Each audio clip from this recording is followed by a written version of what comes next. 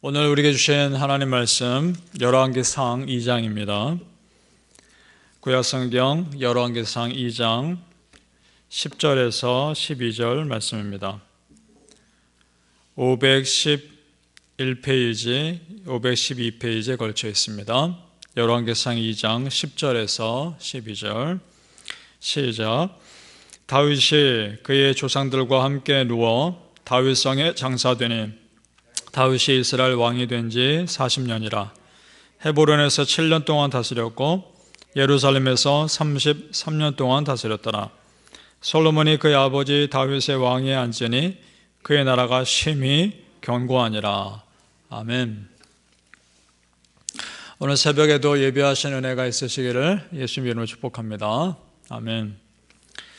자, 오늘 다윗이 죽고 그 아들 솔로몬이 왕이 된 그 내용이 나옵니다. 그 과정이 있기 전에 다윗이 죽기 전에 자기의 아들 솔로몬에게 유언을 합니다.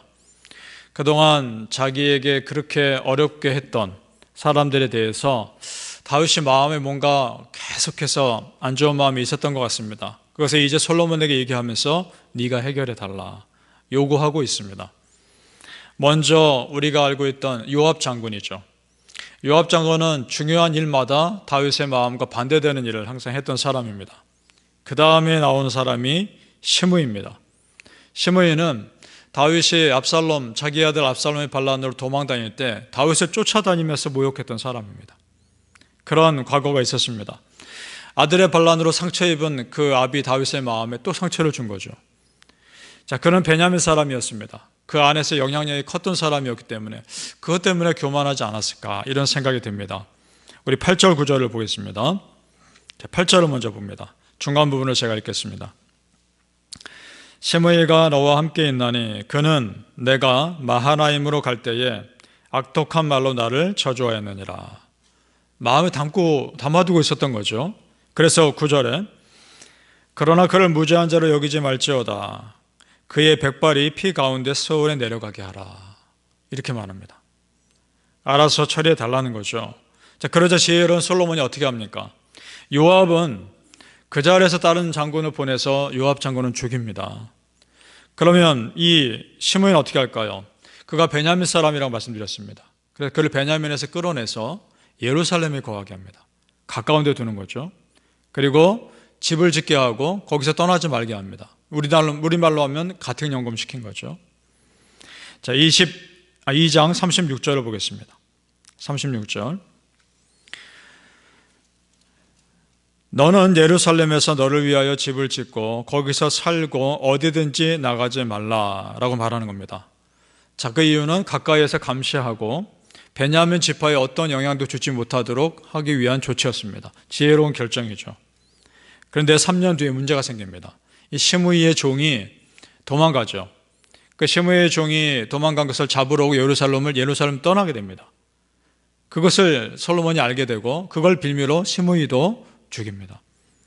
그러니까 그동안 그렇게 다윗의 정적이었던 사람들이 다 사라지고 이제 한 사람 남았죠. 지난 시간에 반란을 일으켰던 아도니아. 어떻게 할까요? 아도니아는 자기 스스로 무너집니다. 자기 스스로의 함정을 파게 되죠. 솔로몬의 어머니 밧세바에게 가서 요구하는 그 내용이 스스로 함정 파는 것이 되어버립니다. 자, 그것이 17절입니다. 17절 우리 함께 보겠습니다. 그가 이르되 청하건대 솔로몬 왕에게 말씀하여 그가 수넴 여자 아비삭을 내게 주어 아내를 삼게 하소서. 수넴 여자 아비삭을 자기 아내로 삼게 해달라는 겁니다. 이것만 놓고 보면 이게 무슨 대단한 문제인가 라고 생각할지 모르겠지만 수넴 여자 아비삭이 누구인가를 알면 이해가 됩니다. 이 여인은 다윗이 노년에 다윗의 첩이 된 사람입니다. 다윗의 아내입니다. 다윗의 아내를 지금 달라고 하는 겁니다. 그 고대 근동 문화에서요, 한 나라의 왕의 아내를 취하는 것은 그 왕권을 취하는 것과 같은 의미입니다. 그러니까 지금 이 아도니아는 여전히 그 마음 가운데 다윗의 왕권을 탐내고 있는 반란의 마음이 있었던 겁니다. 그러나 이 이야기를 듣고 있는 밧세바는 전혀 그것을 분별하지 못하고 있죠. 그래서 아들 솔로몬에게 그대로 얘기합니다. 그러나 솔로몬은 바로 눈치챕니다. 그리고 아도니아를 그날로 죽이죠. 자, 22절과 23절을 함께 보겠습니다. 22절, 23절. 자, 제가 읽죠. 솔로몬 왕이 그의 어머니에게 대답하여 이르되 어찌하여 아도니아를 위하여 수넴 여자 아비삭을 구하시나이까? 그는 나의 형이오니 그를 위하여 왕권도 구하옵소서. 이것이 그 말입니다. 솔로몬은 바로 눈치챈 거죠. 그뿐 아니라 제사장 아비아달과 스루야의 아들 요압을 위해서도 구하옵소서. 아니 그럼 저 반란 일으킨 사람도 살려달라고 하십시오. 어머니에게 지금 그렇게 얘기하고 있는 거죠. 기가 막힌 거죠, 솔로몬 입장에서는. 그 다음 23절.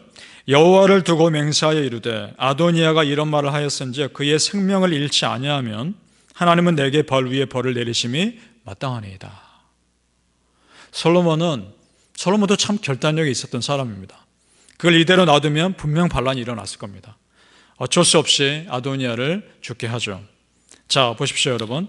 오늘 요압 장군 그리고 시므이, 우리 지난 시간에 먼저 보았던 아비아달 제사장, 이 사람들은 지금 단순히 다윗 왕에게만 도전하는 것이 아닙니다. 다윗에게 왕권을 약속하셨던 하나님에게도 도전하고 있는 것입니다. 한마디로 영적인 분별력이 없었던 것이죠. 자, 우리도 조심해야 될 부분이기도 합니다. 내가 욕심이 앞서면 분별력을 잃어버릴 수 있기 때문입니다. 우리가 살아가면서 매 순간 얼마나 많은 분별력이 필요한지 모릅니다. 말 한마디, 행동 하나, 이런 것들이 참 신중해야 될 때가 많습니다. 순간순간 판단할 일이 많고요. 순간의 결정 하나가 전혀 다른 결과를 가져올 수 있기 때문에 참 조심스러운 일들이 많습니다. 분명한 것은 오늘 나오는 이 사람들, 기도의 사람들은 아니었을 겁니다. 기도하는 사람들이었으면 이런 분별력 없는 행동을 하지 않을 겁니다. 그래서 여러분, 우리는 끝까지요, 우리 판단을 흐리게 하는 이 많은 세상 속에서 하나님, 무엇이 바른 겁니까? 무엇이 잘못된 겁니까? 판단할 수 있는 바른 판단을 달라고 끊임없이 계속 기도해야 되는 겁니다. 로마서 12장 2절에 이런 말씀이 있습니다. 너희는 이 세대를 본받지 말고 오직 마음을 새롭게 함으로 변화를 받아 하나님의 선하시고 기뻐하시고 온전하신 뜻이 무엇인지 분별하도록 하라. 아멘.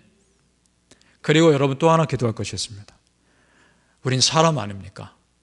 내가 아무리 좋은 의도로 얘기를 해도 사람인지라 부족하지 않습니까? 그래서 기도할 것이 있습니다. 하나님, 내가 부족하게 한 모든 행동과 모든 것들을 통해서라도 하나님 그걸 다 가려주시고 하나님의 은혜만 드러나게 하옵소서. 그렇게 기도하는 겁니다. 설교할 때 저도 그렇게 기도합니다. 사람인지라 말로 하는 것이라 실수할 수 있지 않습니까? 하나님, 하나님의 은혜만 드러나게 하시고 사람의 생각 다 뒤로 숨겨주시고 은혜만 남게 하옵소서. 그렇게 기도하는 겁니다. 그러면 우리의 부족함 하나님이 감춰주시고 하나님의 은혜만 드러나게 하시리라 믿습니다. 사랑하는 성도님들, 하나님께서 주시는 분별력과 그 지혜로 어떤 상황에서든지 믿음의 선택할 수 있기를 예수님 이름으로 축복합니다. 자, 솔로몬이 이제 새로운 사람들을 세웁니다. 자, 35절을 보겠습니다. 왕이 이에 여호야다의 아들 브나야를 요압을 대신하여 군사령관으로 삼고 또 제사장 사독으로 아비아달을 대신하게 하니라. 아멘. 자, 요압이 죽었습니다. 이제 그 뒤를 브나야라는 장군으로 세웁니다. 그리고 아비아달이 쫓겨났습니다. 그래서 사독을 유일한 대제사장으로 세웁니다.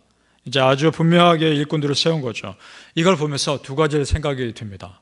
첫째, 하나님께서 보시는 것은 그 사람의 능력이 아니라 순종하는 자세와 인격이라는 겁니다. 하나님 보시는 것은. 능력만 놓고 보면 요압 대단한 사람이죠. 훌륭한 장수입니다. 아비아달도 마찬가지입니다. 능력만 놓고 보면 그렇습니다. 그러나 하나님은 지금 이 순간 솔로몬을 왕으로 세우시겠다는 하나님의 뜻에 순종하는 사람들을 세웁니다. 여러분, 능력보다 더 중요한 것은 순종입니다. 그리고 순종하는 사람에게 능력 주십니다. 둘째는요, 나 아니어도 다른 하나님의 일꾼들을 준비된 사람들이 너무나 많다는 겁니다.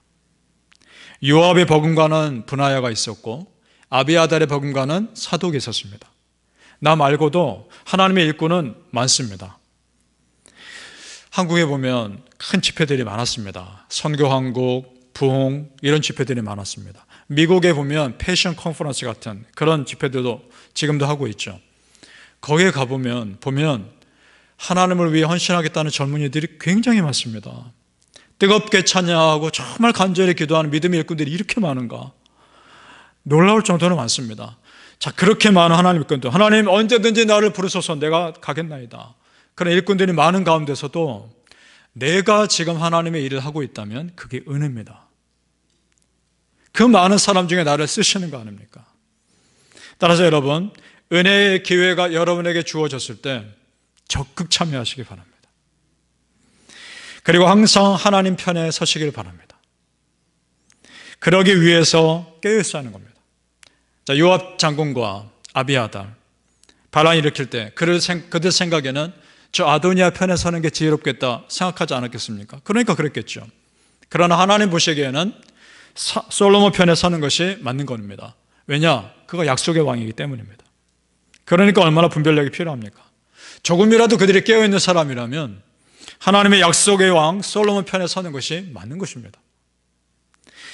예수님께서 겟세마네 동산에서 기도하셨지 않습니까? 그때 일어나서 졸고 있는 제자들에게 이렇게 말씀하시죠. 마태복음 26장 40절에 제자들에게 오사 그 자는 것을 보시고 베드로에게 말씀하시되 너희가 나와 함께 한 시간도 이렇게 깨어있을 수 없더냐. 그 다음 보세요. 시험에 들지 않게 깨어 기도하라. 아멘. 기도하지 않으면 시험에 든다는 겁니다. 반대로 하면. 그러니까 시험에 들지 않게 깨어 기도하라. 기도하는 여러분들은 시험에 들지 않으실 겁니다. 기도하면 할수록 분별력이 생기실 겁니다. 그러니까 기도하는 겁니다. 예수님께서 언제 다시 오실지 우리는 모릅니다. 주님 다시 오시는 그날 우리가 영적으로 잠자는 모습 보이지 않기를 바랍니다. 바라기는 성도님들 항상 깨어 기도로 준비되셔서 언제든지 하나님 부르실 때 그렇게 준비된 일꾼으로 쓰임받을 수 있기를 예수 이름으로 축복합니다. 아멘. 기도하겠습니다. 아버지 하나님 은혜를 감사합니다. 그렇습니다. 우리는 너무나 부족하지만 우리 아버지 하나님께서 그 부족함을 다 감추어 주시고 그저 은혜만 드러나게 하실 것을 믿습니다.